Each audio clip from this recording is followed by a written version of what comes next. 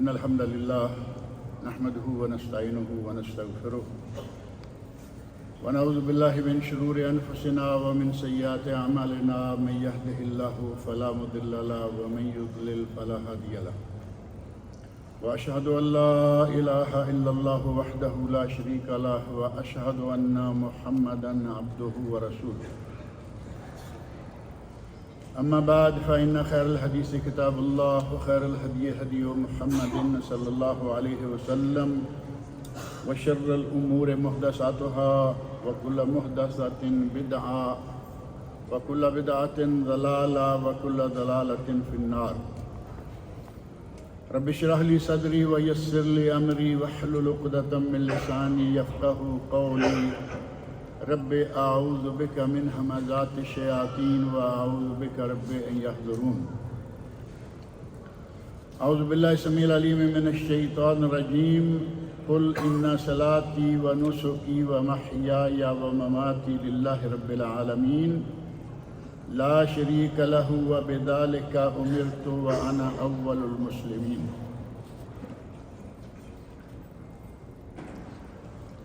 خوش نصیب ہیں وہ لوگ جو حج و عمرہ کا فریضہ ادا کر کے اپنے گھروں کو واپس چلے گئے ہیں اور کچھ جا رہے ہیں۔ ان کی خوش نصیبی یہ ہے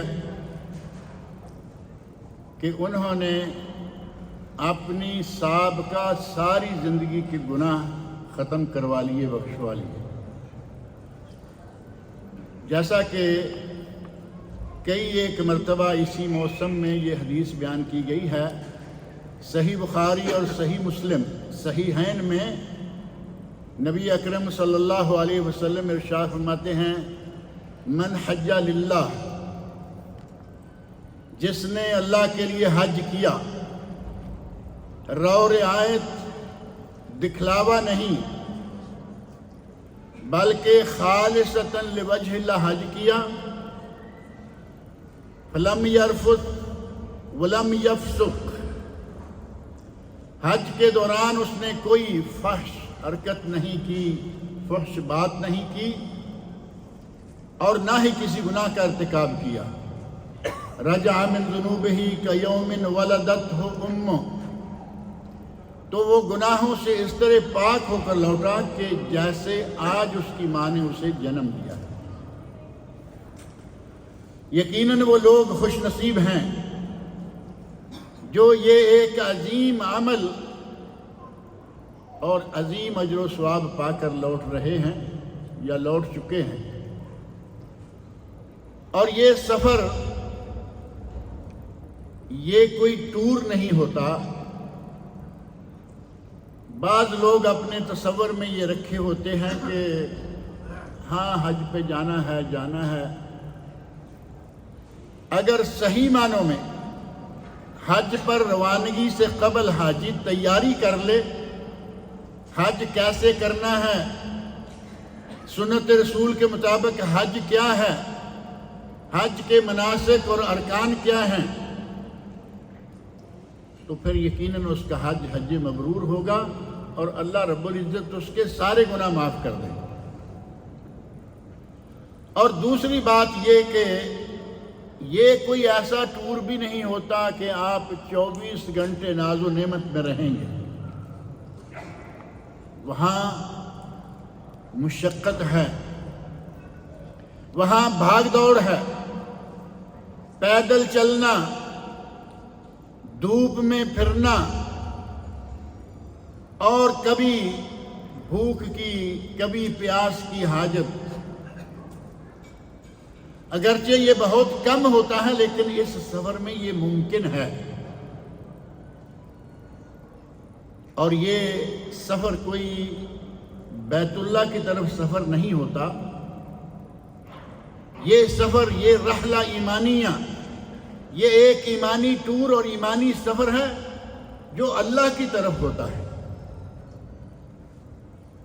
ایک حدیث آپ بارہا سن چکے ہیں، نبی اکرم صلی اللہ علیہ وسلم ارشاد فرماتے ہیں ان عبدا صححت له فی جسمہ ووسعت علیہ فی المعیشہ میں نے اپنے بندے کے جسم اسے تندرستی دی، صحت و عافیت سے نوازا، ووسعت علیہ فی المعیشہ، اس کی معیشت میں میں نے وسعت کی، مال و دولت عطا کیا۔ تمضی علیہ خمسۃ اعوام لا یفد الی لمحروم، اس شخص پر 5 سال گزر جاتے ہیں اور وہ میرے پاس نہیں آتا۔ لمحروم، وہ میری رحمتوں سے، میری نعمتوں سے محروم انسان ہے۔ 5 سال کے بعد بھی حج نہیں کرتا تو فرمایا وہ محروم انسان ہے۔ اور حج کرنے کے سفر کو کہاں تک کا سفر قرار دیا؟ مکہ تک کا، بیت اللہ تک کا نہیں۔ لا یفد الی، یہ حدیث قدسی ہے، اللہ رب العزت کا فرمان ہے جو نبی اکرم صلی اللہ علیہ وسلم بیان فرما رہے ہیں۔ لا یفد الی، وہ میرے پاس نہیں آتا، میری طرف نہیں آتا۔ یہ عظیم رحلہ، یہ عظیم سفر، یا کہہ لیں کہ یہ عظیم ٹور مکہ کی طرف نہیں، یہ اللہ رب العزت کی طرف ہوتا ہے۔ اب اللہ کی طرف سفر کرنا ہو اور آدمی بغیر ساز و سامان کے چلا جائے، اسے یہ معلوم نہ ہو کہ اللہ کے سامنے حاضر ہونے کے آداب کیا ہیں، میں نے وہاں جا کے کرنا کیا ہے، تو کیا ہوگا؟ آئے گا لیکن اللہ کی صحیح معنوں میں رضا نہیں پا سکے گا۔ پتہ ہی نہیں میں کیا کرنا ہے کیا نہیں کرنا، بیڑ چال جیسے لوگ کر رہے ہیں ہم نے بھی کر لیا، یہ جا رہے ہیں وہ جا۔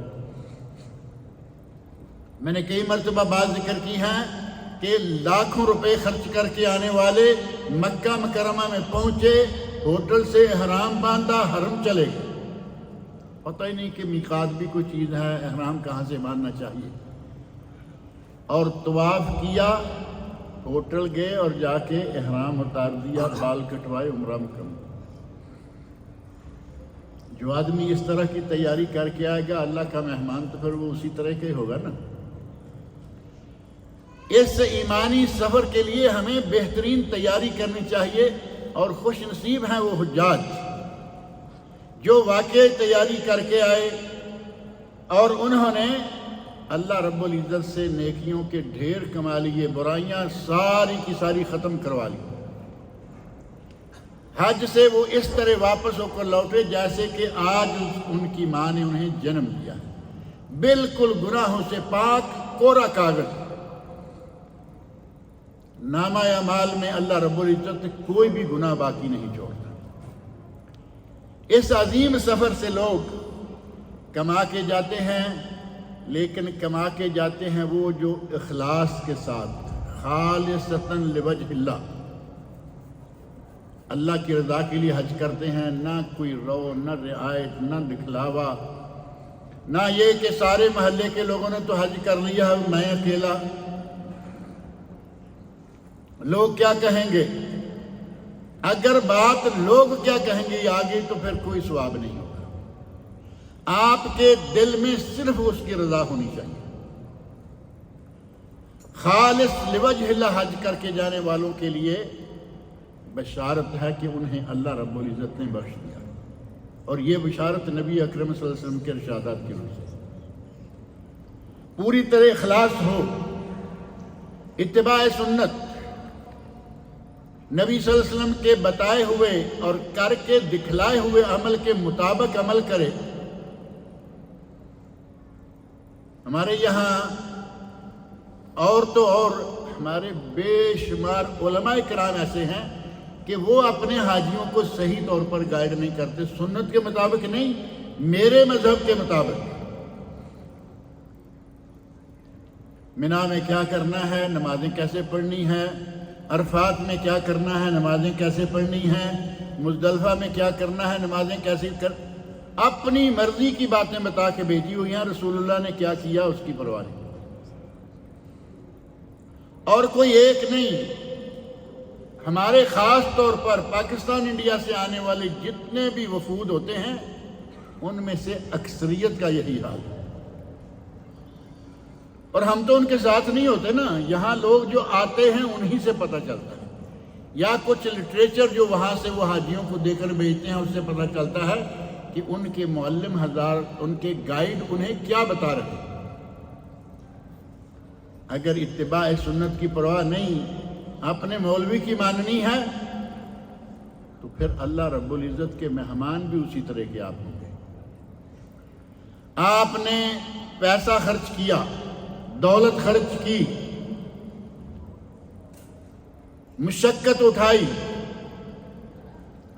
سفر کو تو نبی اکرم صلی اللہ علیہ وسلم نے ویسے ہی قطعۃ من العذاب قرار دیا ہے۔ السفر قطعۃ من العذاب، سفر عذاب کا ایک ٹکڑا ہے، ایک حصہ ہے۔ اور سفر عذاب کا حصہ کیسے ہوتا ہے؟ حجاج کرام کو معلوم ہے کہ اپنے گھر میں ہوتے ہوئے جو آسانیاں ہوتی ہیں وہ حاجیوں کو میسر نہیں آتی، چاہے وہ کتنا ہائی فائی حج کر رہے ہو۔ آج کل تو لگژری حج کا بھی ایک نکل آیا ہے نا، آپ کا حج لگژری ہے، ہائی فائی ہے، فرسٹ سیکنڈ تھرڈ کلاس ہے، کسی کلاس میں بھی آپ آ جائیں، آپ کو یہاں کچھ نہ کچھ برداشت کرنا پڑے گا۔ یہی وجہ ہے کہ نبی اکرم صلی اللہ علیہ وسلم فرماتے ہیں کہ اسے وقت پر کھانا، وقت پر پینا، وقت پر کپڑا، یہ چیزیں میسر نہیں آتی، اس لیے فرمایا السفر قطعۃ من العذاب، سفر تو عذاب کا ایک ٹکڑا ہوتا ہے۔ لیکن یہ سفر اگر سنت کے مطابق ہو، تھوڑی بہت مشقت برداشت کرنی پڑے، تو پھر اللہ رب العزت اس حاجی کو بخش دیتا ہے۔ خاص طور پر فرمایا کہ وہ ریاکاری نہ کرے، مال اس کا حلال ہو، فسق و فجور اور گناہوں کا ارتکاب اور شرک کا ارتکاب حج کے دوران نہ ہو۔ انتہائی افسوسناک حالت ان حجاج کرام کی ہوتی ہے کہ وہ مکہ میں آئے ہوئے شرک میں مبتلا، مدینہ میں آئے ہوئے شرک میں مبتلا، اللہ کے گھر میں آ کر غیر اللہ سے مانگتے ہیں، شرک ہے یا نہیں؟ اللہ رب العزت نے تو دنیا کے کونے کونے میں بسنے والے انسانوں کو کہا ہے کہ مانگو تو مجھ سے، اور ایک آدمی اتنے لمبے چوڑے سفر کے بعد اللہ کے گھر بھی آ جائے اور گھر والے سے مانگنے کی بجائے اپنے گھر والوں سے مانگے، یہ محروم انسان ہے یا نہیں؟ اس طرح کے حجاج جو ہیں انہیں چاہیے کہ اپنے دلوں کو، اپنی نیتوں کو ٹٹولیں، پیسے خرچ کیے، مشقت برداشت کی، وقت لیا، 15 دن، مہینہ، 10 دن، یہاں جو لوگ ہوتے ہیں ان کے بھی ہفتہ تو تقریباً لگ ہی جاتا ہے نا۔ 6 تاریخ کو بھی اگر یہ نکلتے ہیں کہ 7 کو پہنچیں گے عمرہ کر کے، 8 کو پھر مینا چلے جائیں گے، تو 6 سے لے کے 13 تک ہفتہ ہو گیا پورا یا نہیں؟ وقت بھی دیا، اپنے کاموں سے چھٹیاں کی، دفتروں سے چھٹیاں لیں، اور جا کے کر کے کیا آ گئے؟ یہاں سے بھاگے گئے، جو کچھ لوگوں نے کیا اور آگے ہمارا حج ہو گیا۔ اللہ تعالیٰ ان سب کا بھی حج قبول کرے۔ لیکن حقیقت یہ ہے کہ اصل تو مزہ بھی اس حج کا آتا ہے کہ آدمی علی وجہ البصیرت ہو، اسے معلوم ہو کہ مجھے کیا کرنا ہے، کیا نہیں کرنا۔ اور ایک بات ہمارے یہاں یہ بھی ہے جو بہت بڑے المناک حادثات کا باعث بن جاتی ہے کہ ہم انتظار کرتے رہتے ہیں، اگلے سال حج کریں گے، بیٹی کی شادی کے بعد حج کریں گے، بیٹے کی تعلیم مکمل کر لے پھر حج کریں گے۔ وہ اگلے کرتے کرتے اگر اللہ توفیق دے بھی دیتا ہے، آپ کو بر صغیر پاک و ہند بنگلہ دیش کے 80% حاجی بوڑھے ملیں گے۔ باقی ملکوں کے حاجیوں کو دیکھیں گے آپ، نوجوان لڑکے ماشاءاللہ تندرست و توانا، ہٹے کٹے، اور ہمارے کسی کے ہاتھ میں لاٹھی ہے، کوئی بیچارہ کسی کے ساتھ چل رہا ہے۔ اب اتنے گرم موسم میں، اتنے مشقت والے سفر میں اگر کسی کو بوڑھے آدمی کو 10-15 دن گزارنے پڑیں اور اس میں کوئی بیمار بھی ہو جاتا ہے، کسی کو بخار آ گیا، تھک گئے، یہ کوئی انہونی بات ہے؟ اس بات کو لے کر بھی بعض صحافیوں نے بہت بکواسات کی ہے حکومت کے خلاف۔ حجاج کرام رجسٹریشن کرائے بغیر وہاں پہنچ جائیں، جن کا حکومت کو پتہ ہی نہیں کہ یہ حاجی آیا ہے یا نہیں، کیا وہ میزبانی کے لائق ہیں کہ اس کی ضیافت کی جائے؟ لیکن اس کے باوجود میں ابھی آپ کو بتاؤں گا کہ حکومت نے جو انتظامات کیے وہ کس حد تک تھے۔ لیکن اصل بات ہماری یہ ہے کہ عمر بھی صحیح ہو، آدمی کچھ کرنے کے لائق ہو۔ اسی لیے تو نبی اکرم صلی اللہ علیہ وسلم فرماتے ہیں نا کہ قیامت کے دن محشر کے میدان میں جب تک 4 باتوں کا جواب نہیں دے لے گا، اس کے پاؤں اپنی جگہ سے ہلنے نہیں پائیں گے۔ ان میں سے ایک یہ بھی ہے وَعَنْ شَبَابِهِ فِي مَا أَبْلَاهُ، جوانی کے بارے میں پوچھا جائے گا کہ کیا کر جوانی میں پیسے اکٹھے کرتے رہے ہیں اور جب چلنے کے لائق نہیں رہے تھے تو بیٹوں نے حج کے لیے بھیج دیا۔ اللہ تعالی ہمارے مسلمان بھائیوں کو یہ توفیق دے کہ اپنے والدین کو، اپنے بڑے بھائیوں کو اگر کسی کو بھیجنا ہے تو اس وقت حج پر بھیجیں جب ان میں چلنے پھرنے کی، کچھ کرنے کی سکت ہو، طاقت ہو۔ خوش نصیب ہیں وہ حجاج کرام جو سنت کے مطابق حج کر کے یہاں سے لوٹے، اور انہیں چاہیے کہ وہ آج سے یا جس دن وہ واپسی کے لیے پاب رقاب ہوتے ہیں، واپسی کے لیے جہاز پر بیٹھتے ہیں یا مکہ سے روانہ ہونے لگتے ہیں، تو وہ اپنی زندگی کا ایک نیا صفحہ کھولیں۔ پہلے جو ہو گیا سو ہو گیا، جو کچھ کرتے رہے کرتے آئے، اب اللہ کے گھر میں مہمانی رہی، ہفتہ، 2 ہفتے، 3 ہفتے، مہینہ۔ آج کل میرے خیال ہے زیادہ سے زیادہ پیکیجز جو پاکستان انڈیا سے آ رہے ہیں وہ مہینہ کے ہوتے ہیں، وزٹ والے الگ بات ہے۔ 1 مہینہ اللہ کے گھر میں، 1 مہینہ اللہ کے مہمان رہ کر واپس جا رہے ہوتے ہیں، تو ہمیں چاہیے کہ اپنی زندگی کا ایک نیا صفحہ۔ پچھلا سارا دفتر جو ہے گناہوں سے بھرا ہوا تھا، اللہ نے پاک کر دیا۔ اب ہمیں تو یہ چاہیے نا کہ زندگی اللہ رب العزت کے ساتھ بھی، اللہ کے ساتھ بھی زندگی کا نیا صفحہ، عبادات کے سلسلہ میں اللہ کے احکام کو نافذ کرنے اپنے اوپر اور ماننے کے سلسلہ میں، اور گناہوں سے بچنے کے سلسلہ میں اللہ کے ساتھ بھی نیا صفحہ کھولیں، اور مخلوق الہی کے ساتھ بھی نیا صفحہ کھولیں۔ نہ پڑوسیوں کو تنگ کرنا، نہ ماں باپ کو تنگ کرنا، خالاؤں پھوپھیوں چچوں کو تنگ کرنا۔ ہر قسم کے لوگ ہمارے یہاں موجود ہوتے ہیں، پڑوسیوں، خالاؤں چچوں تو دور کی بات ہے، کئی لوگ، میں کئی مرتبہ ذکر کرتا ہوں، ماں باپ سے ناراض بیٹھے ہوئے،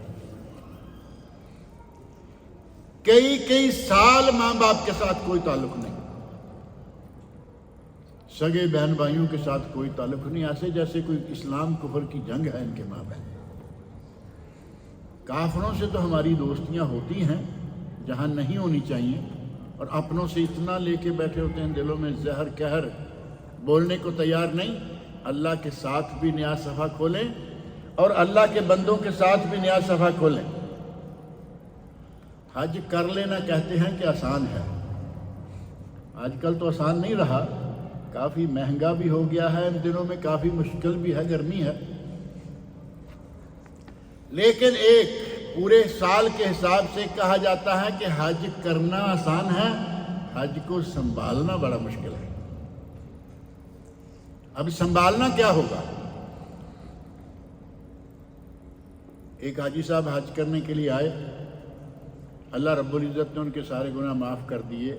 اب واپس جاتے ہوئے اگر وہ دل میں یہ لے آئیں کہ بھائی 40 50 60 سال کے جو گناہ تھے وہ تو ہمارے اب ختم ہو گئے، پرانا بیلنس گناہوں کا زیرو ہو گیا نا، اب پرانا بیلنس تو زیرو ہو گیا ہے، اب پیچھے کیا بچا ہے، کتنے کر لیں گے؟ وہ دلیر ہو جاتے ہیں۔ گناہ کرنے پر حج کرنے کے بعد جاتے ہیں، کبھی کبھی بڑا افسوس ہوتا ہے کہ حافظ قرآن ہے، اس کی چال ڈال عقل شکل کسی چیز سے نہیں لگتا کہ یہ مسلمان بھی ہے یا نہیں، وہ حافظ قرآن۔ اور حاجی صاحب حج کر کے گئے ہوئے ہیں، ساتھ والے کو اگر وہ کہیں گے نا حاجی نہیں میں الحاج ہوں، یہ پچھلے دنوں میں شاید ایک دن ذکر کیا نا، ایک حج کر لے تو حاجی، دو کر لے تو حاجی، تین کر لے تو الحاج، جبکہ عربی میں الحاج کا معنی ایک ہی حج ہے، ایک ہی حج کرنے والا الحاج، لیکن وہ الف لام لگنے سے، الف لام کا بھی بڑے عجیب قسم کا یہ رواج ہے ہمارے علاقوں میں۔ کوئی آدمی گیا، یہاں الف لام دیکھتا ہے نا ہر جگہ، القحطانی، الانیزی، الفلاں الفلاں تو دکانوں پر بھی لکھا ہوا ہوتا ہے۔ اس نے جا کے دکان کھولی، دیکھا کہ وہاں تو ہر چیز، وہ دکان کس چیز کی؟ آپ کو معلوم ہے کہ کچھ لوگ کوئی جو مچھلی ہے، مچھلی فش اسپیشلسٹ ہوتے ہیں پکانے کے کھلانے کے، کوئی لوگ ہیں وہ چانپ کے اسپیشلسٹ ہیں، کوئی کسی طرح کیا۔ اس نے چانپ اسپیشلسٹ ہونے کے لیے اپنی دکان کھولی تو اس کا نام کیا رکھا؟ دار الچانپ۔ عربی سمجھ آئی آپ کو؟ دار الچانپ، یعنی چانپ کے ساتھ بھی الف لام لگا لیا، نہ چے عربی میں، نہ پے عربی میں، نہ چا عربی میں، نہ پا عربی میں، لیکن دار الچانپ شوق الف لام کا۔ الحاج ایک مرتبہ کرنا، الف لام لگایا تو کہا کہ ہم بہت سارے حج کر چکے۔ اللہ رب العزت ریاکاری سے بچائے، چاہے کوئی حج کے معاملہ میں ریاکاری یا کسی بھی معاملہ میں حج کرنا آسان ہے، لیکن حج کو سنبھالنا ایک مسئلہ ہے۔ ہمارے یہاں عموماً یہ کہتے ہیں کہ حج کر کے واپس آنے والے حاجی جو ہیں وہ دلیر ہو جاتے ہیں، یعنی پچھلا بیلنس تو ختم ہو گیا، گناہ کا کھاتا ختم ہوا، اب نئے سرے سے، اور نئے سرے سے جو بھی چاہیں وہ کریں گے، اور پرانا کھاتا وہ بھلا چکے ہیں۔ اللہ رب العزت نے ان دنوں میں حجاج کرام کو بھی نوازا کہ انہوں نے حج کر لیا، اللہ کا گھر دیکھ لیا، رسول اللہ صلی اللہ علیہ وسلم کا شہر دیکھ لیا، مسجد نبوی دیکھ لی، صلاۃ و سلام پڑھ لیا، زیارتیں کر لیں۔ اللہ نے حجاج کرام کو بہت نوازا، تمام گناہوں کو معاف کروا لیا، اس سے بڑی نوازش اور کیا ہو سکتی؟ لیکن اللہ رب العزت نے باقی مسلمانوں کو بھی محروم نہیں رکھا۔ باقی مسلمانوں کو دیکھیں، عشرہ ذو الحج کے اعمال کا ذکر یہاں بار بار ہوا کہ اگر کوئی آدمی عشرہ ذو الحج میں کام کرتا ہے، باقی پورے سال کے 360 دن ہے نا کل، 350 دنوں میں کیے گئے ہر عمل سے افضل وہ عمل ہے جو عشرہ ذو الحج میں کیا جائے، اور اس میں شرط نہیں ہے کہ وہ حاجی ہو، میں ہوں، آپ ہیں، مسلمان کوئی بھی ہے، کہیں بھی ہے، وہ جو بھی عمل کرے گا وہ سارے سال کے اعمال سے افضل ترین عمل ہوگا۔ انہی دنوں میں یوم عرفہ آیا، ایک دن کا روزہ 2 سالوں کے گناہوں کا کفارہ۔ احتسب علی اللہ ان یکفر السنتین، نبی اکرم صلی اللہ علیہ وسلم صحیح مسلم کی حدیث میں فرماتے ہیں، مجھے اپنے رب سے امید ہے کہ وہ 2 سالوں کے گناہوں کا کفارہ ایک روزہ ہو جائے گا۔ اگلے دن عید آ گئی، خوشی کا موقع، قربانیاں، گوشت کھائیں، لوگوں میں، فقراء مساکین میں، دوست احباب میں، اپنے عزیزوں اور رشتہ داروں میں تقسیم کریں۔ خوشی اور مسرت کا مہینہ، خوشی اور مسرت کا وقت، خوشی اور مسرت کا دن، اجر و ثواب بھی قربانی کا بہت ہی زیادہ اجر و ثواب ہے۔ اگر کوئی بھی حدیث نہ لی جائے تو نبی اکرم صلی اللہ علیہ وسلم نے ہر سال قربانی کی، اس سے بڑی سنت اور اس سے بڑا اہم کام اور کون سا ہوگا؟ ہمیں چاہیے کہ جس طرح حجاج کرام کو اللہ نے، پھر آگے ایام تشریق آ گئے، ان ایام تشریق میں تکبیرات ہیں، مسلمانوں کو حجاج کے علاوہ دیگر مسلمانوں کو بھی اللہ رب العزت نے بہت نوازا۔ اب 13 تاریخ تک تو موسم حج چلتا رہا نا، اب آ کے 13 کے بعد سلسلہ جو ہے عام ذوالحج کا شروع ہوا ہے۔ چاہیے کہ ہم خوشی کے اس موقع پر، مسرت کے اس موقع پر صحیح معنوں میں اللہ رب العزت کے ساتھ تعلق قائم کریں۔ اللہ رب العزت نے نعمتوں پر خوش ہونے کی اجازت دی ہے۔ قرآن کریم میں اللہ رب العزت نے ارشاد فرمایا ہے، قُلْ بِفَضْلِ اللَّهِ وَبِرَحْمَتِهِ فَبِذَلِكَ فَلْيَفْرَحُوا هُوَ خَيْرٌ مِّمَّا يَجْمَعُونَ۔ یہ سورہ یونس کی آیت نمبر 58 ہے۔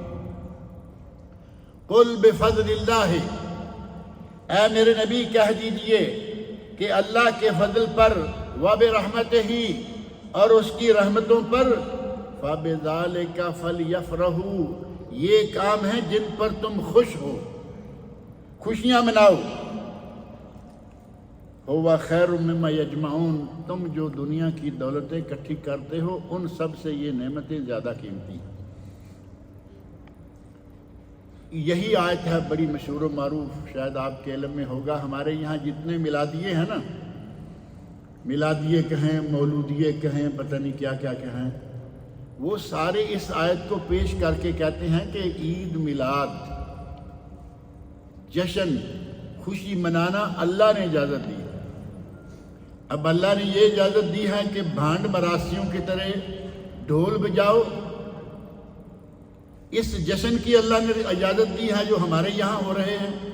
کیک کاٹو، نبی اکرم صلی اللہ علیہ وسلم کے لیے توہین امیز انداز اختیار کرو۔ کیا نبی اکرم صلی اللہ علیہ وسلم کے یوم ولادت کو اگر مان بھی لیا جائے تو اس پہ کیک کاٹنا کیا رسول اللہ صلی اللہ علیہ وسلم کی تعظیم ہے؟ یہ عیسائیوں کے کام کر کے تم کہو کہ اللہ نے ہمیں حکم دیا ہے خوش ہو جاؤ۔ اللہ نے حکم دیا ہے خوش ہو جاؤ، لیکن کس پر؟ سنت رسول پر۔ خوش ہو جاؤ اللہ کی نعمتوں پر، خوش ہو جاؤ جو اللہ کی عظیم نعمت ہے قرآن کریم کی آمد پر۔ ہم نے خوشی کا انداز بھی اپنا بنا لیا۔ میوزک چل رہا ہوتا ہے یا نہیں؟ قرآن کریم کی روح سے حرام، حدیث رسول کی روح سے حرام، اور علماء امت تمام کے نزدیک جو چیز حرام ہے وہ ہمارے ان بڑے جشنوں میں اور ہمارے جلوسوں میں یہ چل رہا ہوتا ہے، اور ساتھ ہی قوالی چل رہی ہے۔ اگر اس قوالی کا ایک لفظ بھی کبھی غلط نہ ہو تو اس میں جو میوزک بج رہا ہے اس نے سارا برباد کر دیا۔ قرآن کریم کو میوزک کے ساتھ پڑھیں گے آپ؟ کہتے ہیں جی اور اس میں ہوتا کیا ہے، اور یہ اس کے علاوہ اور کرنا بھی کیا ہے؟ اور انہی میلادیوں نے اب تو معاملہ بہت آگے بڑھ گیا، حور بھی لا کے بازار میں رکھ دی۔ آپ نے سنا ہوگا یہ پچھلی یوم میلاد جو گزرا ہے، ملتان میں شہر کے بڑے چوک میں خوبصورت بنا سنوار کے لڑکی لا کے بٹھا دی، تصور دے رہے ہیں کہ یہ حور ہے۔ اچھا، اس کا مطلب یہ ہوا کہ حوریں بھی صرف عید میلاد کے دن ملیں گی، باقی دنوں میں حوروں کے ساتھ کوئی تعلق نہیں ہوگا مسلمانوں کا؟ حد کر دی ہم نے، اور کہتے ہیں جی اللہ نے اجازت دی ہے، کوئی نعمت ملے تو اس پر شکر ادا کرو، نعمت ملے تو اس پر خوش ہو۔ اللہ نے فرمایا خوش ہونے کا طریقہ کار کیا ہے؟ اللہ نے نعمت دی ہے اس کا شکر کرو، خوشی مناؤ اور شکر کرو، اور خوشی ہے دل کے اندر، ڈانس کرنے میں، ناچنے گانے میں خوشی نہیں، خوشی کا تعلق دل سے ہے۔ اچھا لباس پہنو، کوئی حرج نہیں، خوشبو لگاؤ، کوئی حرج نہیں، نبی اکرم صلی اللہ علیہ وسلم کی سنتیں ہیں، اچھا کھاؤ، کوئی حرج نہیں، لیکن یہ کرتوت اور آیت قرآن کریم کی یہ لائیں گے؟ اللہ رب العزت نے فرمایا ہے شکر کرو، اور ساتھ ہی فرمایا کہ ان شکر تم لَأَزِيدَنَّكُمْ، اگر شکر کرو گے تو میں نعمتیں زیادہ کر دوں گا، اور اگر یہ کیک کاٹنے کا نام شکر ہے تو پھر ہماری نعمتیں بھی اسی طرح بڑھیں گی۔ وَلَئِن كَفَرْتُمْ إِنَّ عَذَابِي لَشَدِيدٌ، اگر کفر کرو گے تو پھر میرا عذاب بھی بڑا سخت ہے، میری نعمتوں کا انکار کرو گے میرا عذاب بڑا سخت ہے۔ اللہ رب العزت نے آل داود، حضرت داؤد علیہ السلام کو اللہ نے کتنی نعمتوں سے نوازا تھا۔ آل داؤد میں پہلے نمبر پر حضرت سلیمان علیہ السلام آتے ہیں، اور حضرت سلیمان علیہ السلام کے لیے اللہ رب العزت نے جنات کو مسخر کیا ہوا تھا۔ جن آپ کے تابع تھے، آپ کی مرضی سے خدمات سر انجام دیتے تھے، اور بہت بڑے بڑے کام، انہوں نے بڑے بڑے قلعے بنائے، مجسمے بنائے، حوض بنائے، حوضوں کے سائز کے چولہے اور ہانڈیاں بنائیں۔ قرآن کریم میں اس کا تذکرہ موجود ہے۔ اللہ رب العزت نے آل داؤد کو حکم دیتے ہوئے فرمایا اعملوا آل داؤد شکرا، اے آل داؤد، داؤد علیہ السلام کے ہاتھ میں لوہے کو ایسے کر دیا جیسے موم ہوتی ہے، ہواؤں کو سلیمان علیہ السلام کے تابع کر دیا، چیونٹیوں کی، پرندوں کی زبان سلیمان علیہ السلام جانے، جنات ان کی خدمت گزار، فرمایا اللہ کی یہ تم پر نعمتیں ہیں، اس پر شکر کرو۔ اعملوا آل داؤد شکراً، اور ساتھ ہی فرما دیا وَقَلِيلٌ مِّنْ عِبَادِيَ الشُّكُورُ، اور میرے بندوں میں سے شکر گزار ذرا تھوڑے ہی ہوتے ہیں۔ اور جہاں تک تعلق ہے حج کر لیا اور روانہ ہو گئے، اور نئے سرے سے، بجائے اس کے کہ ہم نیا صفحہ کھولیں کہ آج کے بعد ہم کسی قسم کا گناہ نہیں کریں گے، ہم نے نیا صفحہ کھول لیا گناہ، عبادت کو چھوڑ دیا، کم کر دیا، پہلے سے بھی کم، وہ پچھلا حصہ ختم ہو چکا ہے، جبکہ اللہ رب العزت نے سورۃ الحجر کی آخری آیت 99 اس میں فرمایا کہ حج کر کے عبادت ختم کر دو گے، نمازیں چھوڑ دو گے، وَاعْبُدْ رَبَّكَ حَتَّى يَأْتِيَكَ الْيَقِينُ، اس وقت تک عبادت کرو جب تک کہ تمہیں موت نہ آ جائے۔ حج کر کے تو الحمدللہ پچھلا خطا پاک ہو گیا، اب ہمارا کام کیا ہے کہ ہم جب تک موت نہ آ جائے تب تک ہم اللہ کا شکر ادا کرتے رہیں اور اللہ کی عبادت میں مصروف رہیں، اور ہماری زندگی کا بنیادی مقصد کیا رہ جائے۔ میں نے شروع میں قرآن کریم کی 2 آیتیں پڑھی ہیں، سورۃ الانعام کی آیت نمبر 162 اور 163، قُلْ إِنَّ صَلَاتِي وَنُسُكِي وَمَحْيَايَ وَمَمَاتِي لِلَّهِ رَبِّ الْعَالَمِينَ،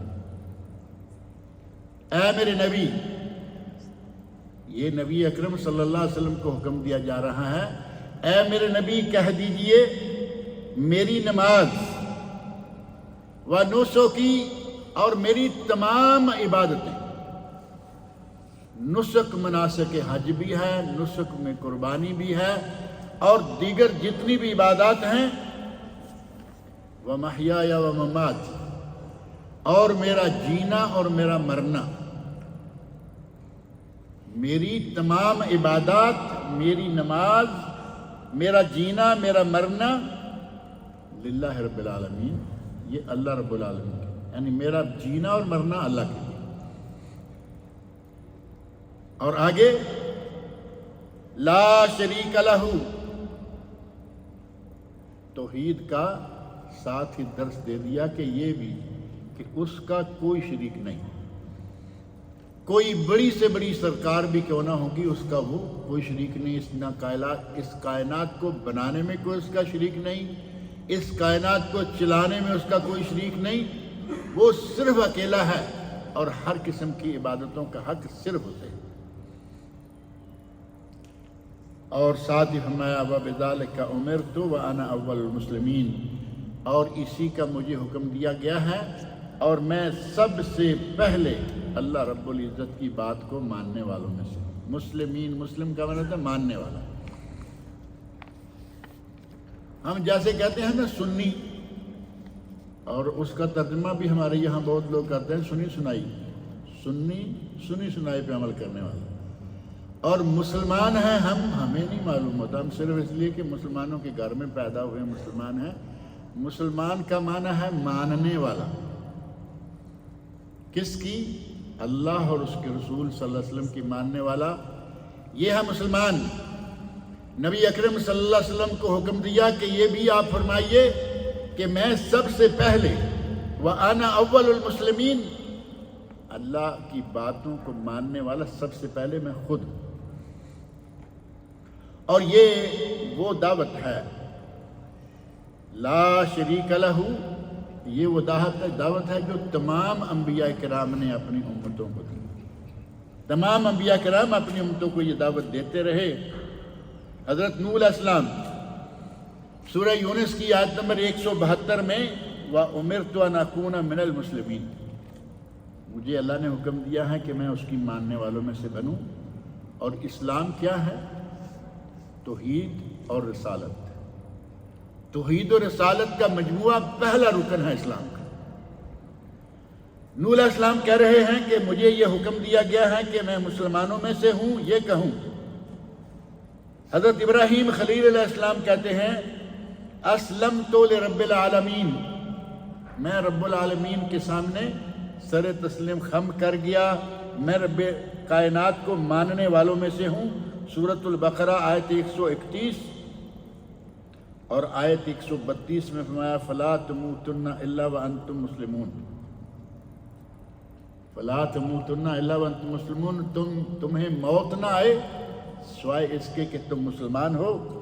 حضرت یوسف علیہ السلام نے دعا مانگی توفانی مسلمن، اے اللہ مجھے مسلمان ہونے کی حالت میں وفات آئے، موت آئے. سورہ یوسف آیت 101. موسیٰ علیہ السلام فرماتے ہیں فَعَلَيْهِ تَوَكَّلُوا إِن كُنتُم مُسْلِمِينَ، اگر تم مسلمان ہو تو صرف اللہ پر توکل کرو. تمام انبیاء کرام نے اسلام کا نام لیا، اسلام کی دعوت دی، لوگوں کو پکارا. سورہ یونس میں یہ آیت 184 اور سورۃ المائدہ کی آیت 111 میں حضرت عیسیٰ علیہ السلام کے حواری کیا کہتے ہیں جو ان کے ساتھی تھے، انہیں کہا وَاشْهَدْ بِأَنَّنَا مُسْلِمِينَ، اے عیسیٰ ہمارے لیے اللہ کے پاس یہ گواہی دے دینا کہ ہم مسلمان ہیں. گویا کہ اللہ رب العزت نے قرآن کریم میں مختلف انبیاء کے بارے میں بتایا کہ وہ سارے مسلمان تھے، سارے توحید کو ماننے والے اور اللہ کی توحید کو آگے پہنچانے والے تھے، موحد تھے. ہمیں صرف حج پہ ہی نازا نہیں ہو جانا چاہیے، حج بھی کیا ہے، عقیدہ بھی صحیح کریں. اگر عقیدہ صحیح نہ ہوا تو قرآن کریم میں آتا ہے کہ ہم توجہ کریں گے عمل کی طرف، فَجَعَلْنَاهُ حَبَاءً مَنْثُورًا، اسے گرد و غبار کی طرح اڑا دیں گے. عقیدہ صحیح نہ ہوا تو کوئی کام نہیں ہوگا. اور حج کر کے خاص طور پر جو حجاج پلٹے ہیں یا پلٹ رہے ہیں، یہاں آئے ہیں، اپنے اپنے ملکوں میں گئے ہیں، انہیں چاہیے کہ حج کا اب خیال رکھیں، حج کو سنبھالیں. میں نے کہا تھا کہ حج کرنا آسان ہے، سنبھالنا مشکل ہے. سنبھالنا اگر نہ سنبھال پائے تو پھر آپ کی ہماری وہ مثال بن جائے گی. قرآن کریم میں سورۃ النحل آیت نمبر 92 میں اللہ تعالیٰ نے فرمایا، رمضان کے بعد بھی یہ بات آئی تھی، وَلَا تَكُونُوا كَالَّتِي نَقَضَتْ غَزْلَهَا مِن بَعْدِ قُوَّةٍ أَنْكَاثًا، اس عورت کی طرح نہ ہو جانا کہ اس نے ساری رات سوت کاتا اور دن ہونے سے پہلے پہلے کینچی ماری اور سارے کا سارا سوت جو ہے وہ کاٹ دیا. اپنا عمل اس نے برباد کر لیا یا نہیں؟ اللہ رب العزت فرما رہے ہیں کہ اپنے اعمال کو برباد نہ کر لینا، ان کو سنبھالنا. ہمارا وہ جملہ جو ہے نا وہ بڑا مفید ہے کہ حج کرنا آسان ہے، اس کو سنبھالنا مشکل ہے. اللہ تعالیٰ تمام حجاج کرام کو اپنے حج کو سنبھالنے کی توفیق عطا فرمائے. حج کے موقع پر جو انتظامات ہوئے حکومت کی طرف سے، اس پر حاکم، حکومت، عوام اور خاص طور پر وہ ادارے جن میں عمرہ، وزراء، امن و امان کے ادارے، وزارت حج، وزارت صحت اور شؤون الحرمین شریفین، یہ سارے کے ساری خدمت سر انجام دے رہے تھے۔ کمی کوتاہی سے تو اللہ کی ذات ہی پاک ہے نا، کمی کوتاہی تو ہوتی ہے، اور کمیاں کوتاہیاں اتنے بڑے اجتماع میں ہو ہی جایا کرتی۔ موسم بھی گرم تھا، بہت زیادہ گرم تھا ان دنوں میں، اور حجاج بھی ہمارے نرم تھے کافی سارے، میں نے پہلے ذکر کیا بوڑھے بوڑھے حجاج تھے۔ یہ ایک خاص وجہ ہے کہ بلا اطلاع بغیر رجسٹریشن کے حج کرنے والے اور عمر رسیدہ بزرگ لوگ حج کرنے والے، ان کی وفاتیں ہوئی، اس میں کوئی شک نہیں، وفاتیں ہوئیں۔ لیکن آپ کے علم میں ہوگا اس سلسلہ میں 2-4 میتیں سڑک پہ پڑی دکھا کر تقی ٹی وی ہے شیعہ کا، سب سے پہلے سب سے زیادہ بدتمیزی کرنے والا یہ ٹیلی ویژن ہے۔ اس کا نمائندہ جا کے فوٹو لے رہا ہے، جہاں کہیں کوئی مرا ہوا شخص دیکھا، حاجی دیکھا، فوٹو لیا۔ اب ظاہر ہے کہ آج وہ ویسے ہی فوٹو شاپ کا زمانہ ہے، پتہ نہیں وہ کہاں کہاں سے فوٹو لیے اور اس نے شور مچا دیا، کہا کہ لو جی حکومت یہ ہے، حکومت وہ ہے، حجاج گئے۔ یہ سب سے پہلے سعودی حکومت کے خلاف بکنے والا تقی ٹی وی، اور آپ کے علم میں ہے کہ ان کو کیا تکلیف ہے، بتانے کی تو ضرورت نہیں ہے نا۔ ان کی دیکھا دیکھی ہمارے پاک و ہند بنگلہ دیش کا ایک طبقہ جو انہی کا رشتہ دار لگتا ہے لیکن تھوڑا الگ ہے، ان کے پیٹ میں بھی موقع مروڑ آتے ہیں، پیٹ میں مروڑ آتے ہیں۔ جب کبھی ذرا زیادہ مروڑ آتا ہے اور کچھ نہ نظر آئے تو سعودیہ نظر آ جاتا ہے، اس کے خلاف لکھنا شروع ہو جائیں گے، اس کے خلاف بکنا شروع ہو جائیں گے۔ آپ صرف چند ایک چیزیں، بے شمار چیزیں جو حکومت نے کی، لیکن چند ایک چیزوں میں سے آپ یہ دیکھیں کہ 74,000 سے زیادہ مریضوں کا حج تک علاج کیا گیا، 74,000 مریض، اور یہ جن کا علاج ہوا 32 ہسپتال اسپیشل ہیں حجاج کرام کے لیے، 32 ہسپتال، اور 151 ہیلتھ سینٹر الگ ہیں۔ ہیلتھ سینٹر منا میں، مزدلفہ میں، عرفات میں، راستے کی لائنوں میں، بلکہ یوں کہیں کہ وہ شٹ جو بھرا رہتا ہے ہمیشہ ہی، اس کے دائیں بائیں آتے جاتے آپ کو ہیلتھ سینٹر ملیں گے۔ انتہا ہوئی کہ 151 ہیلتھ سینٹر بھی ہیں، اور 27,000 وہ بسیں تھیں، 27,000 بسیں جو لوگوں کو عرفات اور جمرات میں لانے کا کام کر رہی تھی۔ منا عرفات سے جمرات یہ سفر رہتا ہے 2-3 دن مسلسل، اتنی بڑی تعداد میں 27,000 بسیں، اور حرمین ٹرین کا آپ کو علم ہی ہے، حرمین ٹرین جو آج ایسے پلک جھپکنے میں اگلے اسٹیشن پہ ہوتی ہے، وہ مسلسل 24 گھنٹے کام کرتی رہی۔ اور صرف یہی نہیں بلکہ 2.25 لاکھ اسکاؤٹس، یعنی سرکاری اداروں کے ساتھ ساتھ 2.25 لاکھ اسکاؤٹس تھے جو کام کر رہے تھے، اور 90 لاکھ کھانا روزانہ حجاج کے لیے پہنچایا جاتا تھا۔ 90 لاکھ کھانا، وجبہ ایک وقت کا کھانا، 90 لاکھ کھانا حجاج کرام کو مہیا کیا جاتا رہا روزانہ، آپ اندازہ کریں۔ اور 400 لاکھ، اب یہ پتہ نہیں کتنا بن جائے گا، 400 لاکھ زمزم کی بوتلیں تقسیم کی گئیں۔ اب جو حج کر کے آئے ہیں وہ یہ چیزیں بتا سکتے ہیں آسانی سے۔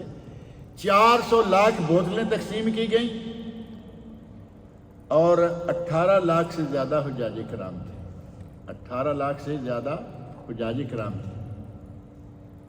ان سب کے لیے یہ ساری چیزیں کی گئیں، اور کچھ واقعات یقیناً وفات کے پیش آئے، کچھ نہیں، آپ کافی سارے کہہ لیں، لیکن جیسا کہ میں نے شروع میں بھی ذکر کیا کہ اس کا اصل سبب یہ تھا، یہ نہیں کہ کوئی علاج کی کمی تھی، اس تقی ٹی وی نے یہ کہا کہ کوئی پرسان حال نہیں تھا، حاجی فوت ہو جائے تو اسے فوری طور پر اٹھایا نہیں جاتا، بلکہ کوشش کی جاتی ہے کہ اس کا کوئی متعلقہ آدمی آ جائے تاکہ اسے ہسپتالوں میں دھکے نہ کھانے پڑیں کہ ہمارا آدمی گیا کہاں، آ کے پہچانے اور پھر وہ ساتھ جائیں۔